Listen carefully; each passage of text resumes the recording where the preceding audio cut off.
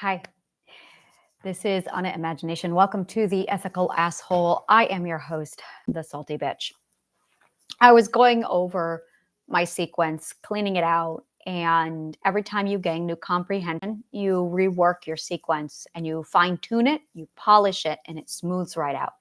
That is the feeling you get with relief. Relief is literally your sequence realigning more accurately to your destination and desires. So when you have your sequence that you're following through life, there are four key factors that the whole thing revolves around. The first one, the origin, is the authority. That's the self-authority. It's you literally writing out your own sequence, your authority, your authorship to write your sequence. And if this gets compromised, which 98% of us have it compromised when we are toddlers, we don't have the ability to write our own sequence. Everyone else is supposed to write it for us, we've been told. And as a result, we end up resisting this alternative sequence for the rest of our lives, being miserable, hating life, because we don't want it. That resistance to a life that is not ours is what is hard. When you have the life you want and you have the authority to write your life the way you want, you just write it, you do it, you enjoy it. But it is the corruption of others who comes in and derails your entire sequence and takes it from you, or gives the illusion that that's what they've done, which is in fact a delusion. So after you overcome authority and you realize that self-authority is with you the entire time, that the delusion was the concept that they took it from you when in fact they can't take it from you because physics doesn't work that way, you realize that, oh, I do have the ability to write my own sequence. I just need to take back what is mine. But you don't really take it back because you never lost it to begin with. You just break the delusion. And you spend a lot of your time trying to take back something that's already in your possession, which is why taking back power or taking back what is yours never really works and delays the healing process. Once you realize that it's a delusion you need to break and not already obtained power you need to obtain, it completely changes the game. Once you have your authority claimed, found, reunited, it opens up the door for three additional factors, which are the be-all, end-all of your life sequence. Now, these three factors have their own track, and it is the integration of these three pieces that come together that make your track. So these three pieces are literally the core of your track. You could say one is one rail, the other is the other rail, and the third is literally the little lines that go between to keep the two relative to each other so that you have a track. And these three things are your academic disciplines, the ones that you desire above all. The other is your ethics, what you feel is ethical according to your ethical growth and progression. And the third one, this is a big one, is your quality. Quality was the hardest one for me to recover because I have a father who very much calls people like me snobs. And as a result, because I grew up hearing him call people like me snobs, it was a very, very clear message that if I wanted him to accept me, approve of me, love me, then I had to have low standards like him. Now, this is where a lot of people mistake class system for quality and standard. Quality and standard is you defining the quality of life you want for yourself. The class system is the made-up mindset garbage. This is going to go in our liar's jar that people make up to control you. And once you realize that there is no class system, there isn't, then you realize that there's nothing keeping you in the class that you're in, and you can just move about to whichever class you want to choose, which is what everybody in the high class realizes and then chooses for themselves.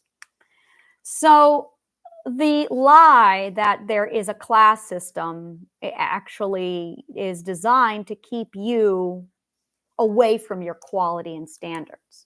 Yeah, this is totally going in the lie jar. So once you understand that you can get away from that, and you can literally pick and choose whichever quality of life you want, there's a relationship you have with this concept, and one that's never talked about, discussed. A lot of people don't know about it. And what ends up happening is you live your life at a lower quality than you ever would want for yourself. And whenever we pursue that, guilt is literally weaponized to keep these four things in check. Guilt is used to weaponize authority against you, disciplines, ethics, and quality. And your ethics, and this is what we see a lot of, and I'm going to use vegetarianism as an example. For the vegetarian, they have the ethic of animal rights and animal equality. Now, that's not an ethic that other people share. So as a result, the people who don't have that ethic really don't understand it. And they feel, if you have that ethic, it threatens my way of life. And this is where a lot of people are just not educated about ethics. I remember Burning Man is a wonderful ethical topic. I do not attend Burning Man because it's not ethical for me to do so. I am well aware of the water problem out west. I'm not going to get on this soapbox. I have a soapbox. It's called the Hoover Dam soapbox. I'm not going near it. Because when I get on this soapbox, I could kill 2 hours while I speech. So we're not going to go near this. But it's a good example. Because of the Hoover Dam water crisis in the West soapbox, I don't go near Burning Man because I have not been able to figure out how to do so ethically. In addition to that, it is a fact that when you go to Burning Man, the amount of exhaust and environmental destruction that takes place is through the roof. We know this. It's very well documented. Ironically, the people who are going to Burning Man are also the people who are screaming, "We're ethical and environmental friendly," the entire time. Well, they are harming the environment, which makes them also hypocritical as well as unethical. So I don't go to Burning Man. I made the mistake of being in a Burning Man group, and somebody had asked me if I'd ever been to the Big Burn, and I said, no, I have not figured out a way to go yet, while also being ethical about it. That got me a lot of hate mail. That's okay. So people don't like being told how hypocritical they are, and I still have not yet been to Burning Man. When you realize that your ethics is your personal law for how you live so that you can live with yourself, it changes everything. It really does. But there's going to be people in your life. It's very common. If you allow these people in your life, if you're not using the fourth ethic, discernment, you're going to have these people in your life who tell you which ethics you should or should not have and will judge you for having the ethics that you do and don't have. In fact, 100% of all forums and discussions and political discussions, if you want to call those discussions, is an ethical war. It's everybody telling everybody else what their ethics should be. And because people don't understand what ethics are, we're all fighting about what the ethics are because there's a lack of education on ethics.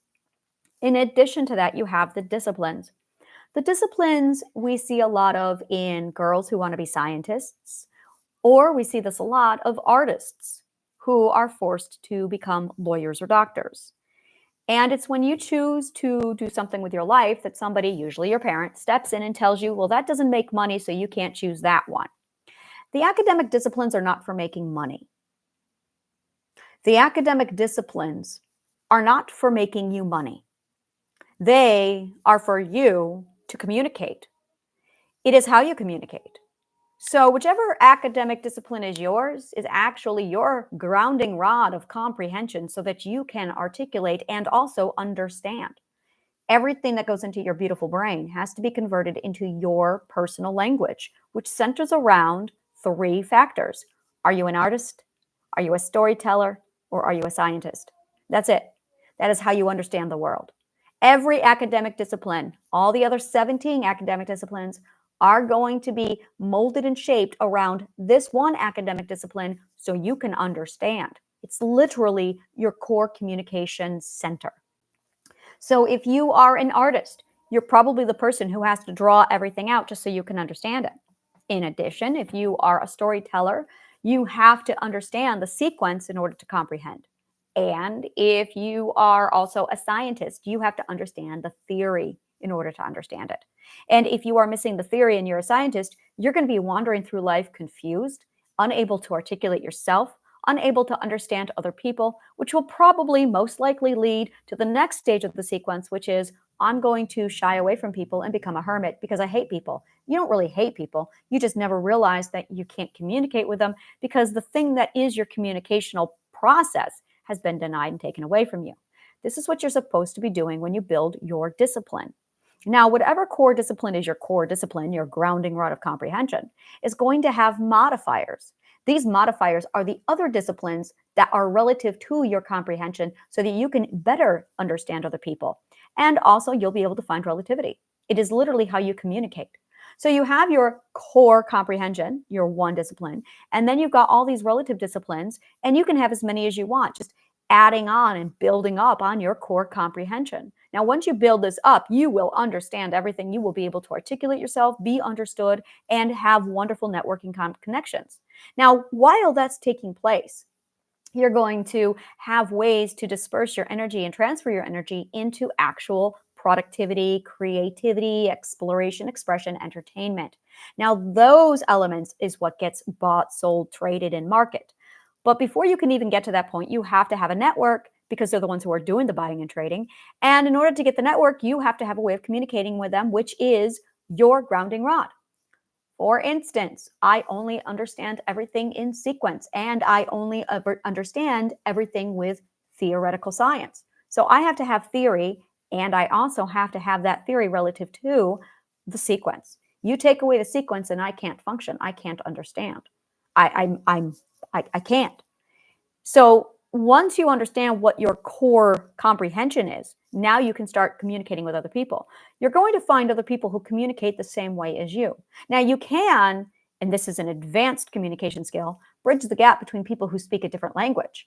But that's going to take a lot of knowledge in language skills in order to understand their language and then bridge the gap. Because an artist communicating with a scientist, somebody who speaks in expression only and image, but they don't communicate theory, that's going to be a difficult thing for them. People who only communicate in theory are going to have a really hard time understanding the people who only speak in expression. And this is where you're going to have to both learn sequence in order to understand how to understand each other. You literally have to study the science of comprehension, which is what we do here. So once you understand the sequence of understanding things, it absolutely smooths out your ability to communicate, specifically with the self. But if you don't know how to communicate with the self, which is what the grounding rod of comprehension does, you're never going to be able to communicate with yourself and bridge that gap. So you're not going to know who you are because you can't even talk to yourself, which is why you need the discipline. So now you enter the meddling parent or the interfering adult in your life. And suddenly your authority has been compromised. Your discipline has been taken away from you. Your ethics have been slandered, and your quality has been lowered to accommodate other people. And suddenly you're living a really lousy, miserable life. And it's because in order to build your sequence, you've got to have those four things in place. When those four things are taken away, you can't build your sequence. This is why people don't know who they are. This is why people aren't going anywhere in life. This is why people are in a sequence that doesn't belong to them. Once you realize that you're in the wrong story and that you need to change stories, you now have to redefine these four things, take back your authority, actually break the delusion that you actually have your authority, and then you can start focusing on your discipline, your ethic, your quality. Once those are defined, this is the sequence of sequence building, people. Once those are defined, then you have the ability to lay out your track.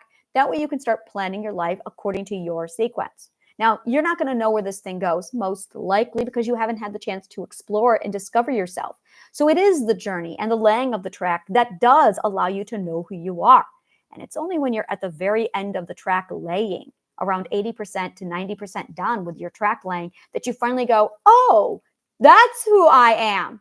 So the point of self-recognition occurs 80% into your journey. And a lot of people are still stuck at 1% of the way in. They haven't even started laying the track going, well, I don't know who I am. Well, you're not going to until you get to the 80%. This is how you find yourself. This is the learning journey of the discovered self.